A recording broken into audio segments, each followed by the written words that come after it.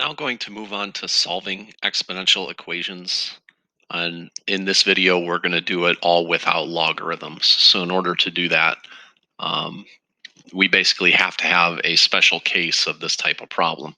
And we're going to spend a whole day working on problems that have this special case. So problem one, 5 to the x equals 125. Now, if we notice, 125 is really equal to 5 to a certain power. It's equal to 5 to the third power. So the left side of the equation is 5 to the x, and the right side of the equation I can rewrite as 5 to the third power. Now, in order to do these problems without logarithms, we essentially have to get the base to be the same on both sides. And if the base is the same on both sides, that means that the exponents have to be equal to each other, because 5 to the something has to equal 5 to that exact same something. We can't have those two things be unequal in order for this to work. So that means x equals 3. Problem 2. We can also get this to work in a problem that looks a little bit more complicated. I just have to isolate this 3 to the x minus 7 in order to be able to manipulate this. So uh, 4 plus 5 times 3 to the x minus 7 equals 49. I'm going to have to subtract 4 from both sides. So 5 times 3 to the x minus 7 equals 45. And then I'm going to divide by 5. So 3 to the x minus 7 equals 9. Now notice 3 and 9 are not the same. However, 9 is the same thing as 3 squared. So what I'm going to do is I'm going to write this as 3 to the x minus 7 equals 3 squared. Now, because the 3's are the same, so the bases are the same, that means the exponents have to be the same. So x minus 7 has to equal 2, which means x has to equal 9. Now, just so we're aware, I'm not going to do this in every problem, but you can substitute these back into the original equation and make sure it works. So 4 plus 5 times 3 to the 9 minus 7. 3 to the 9 minus 7 is 3 squared. So 4 plus 5 times 3 squared, which is 9. 9 times 5 is 45, plus 4 gives me the 49 that's originally there. So I can always check to make sure that my answer works by substituting it back into the equation. In problem 3, I'm going to subtract 2 from both sides. So I have negative 80 times 4 to the 2x minus 1 equals negative 5. Then I'm going to divide both sides by negative 80. So I have 4 to the 2x minus 1 equals, well, negative 5 over negative 80 is going to equal positive 1 over 16. 1 over 16 is the same thing as 4 to the negative 2. So 4 to the 2x minus 1 equals 4 to the negative 2. Since the bases are the same, that means the exponents have to be equal. So 2x minus 1 equals negative 2. So I subtract 1, or I'm sorry, add 1 to both sides. So 2x equals negative 1. So x equals negative 1 half. If I plug that back into the original equation, I get 2 minus 80 times 4 to the negative 2 equals negative 3. 4 to the negative 2 is 1/16. 2 minus 80 over 16 is 2 minus 5, which is negative 3. Final problem, number 4.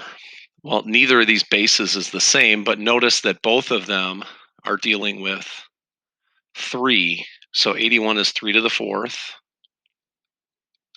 and 27 is 3 cubed.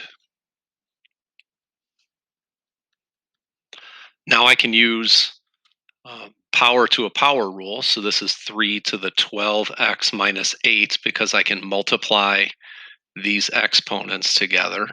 And I will have to use the distributive property in order to do that. And that's equal to 3 to the 15x plus 21. So that means that 12x minus 8 equals 15x plus 21.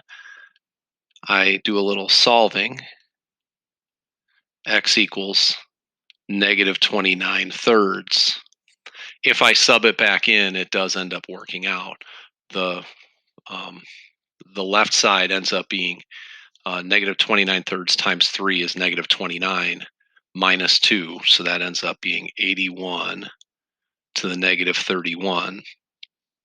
And the right side ends up being something that's relatively kind of nasty, but you have 27 and then 5 times negative 29 over 3.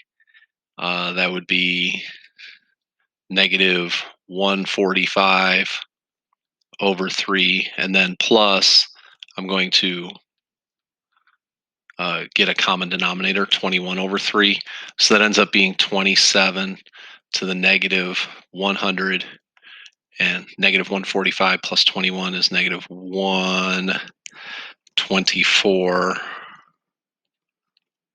over 3.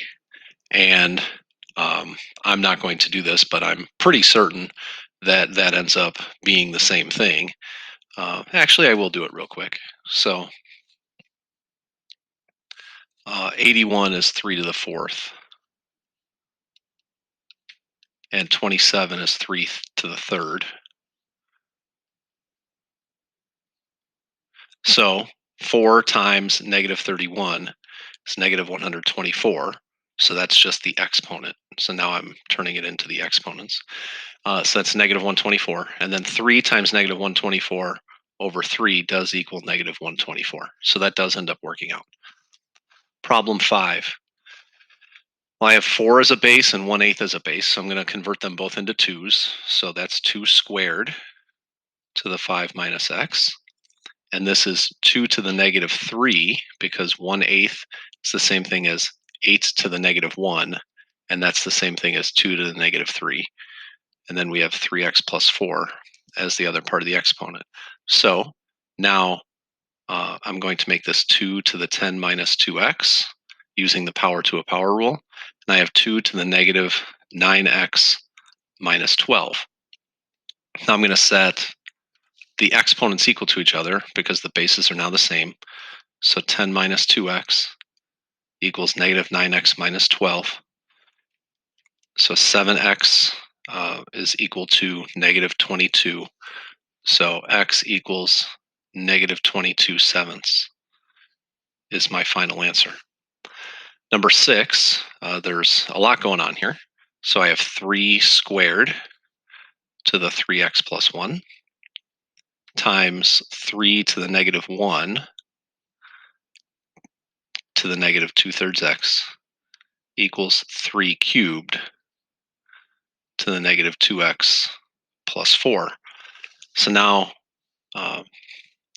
this becomes 3 to the 6x plus 2 times 3 to the 2/3 x equals 3 to the negative 6x plus 12. Now I'm going to simplify the left side. When I multiply these two things together, that means I can add the exponents. So because I can add the exponents, 6 plus 2/3 ends up being 20 thirds.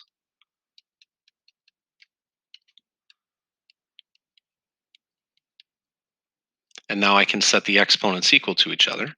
So I have 20 thirds x plus 2 equals negative 6x plus 12.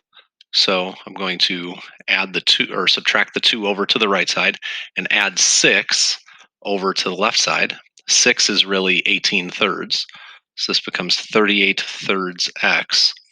And now I just multiply by 3 and divide by 38. So x ends up equaling 30 over 38. And that is reducible because both are even numbers. So that becomes 15 over 19.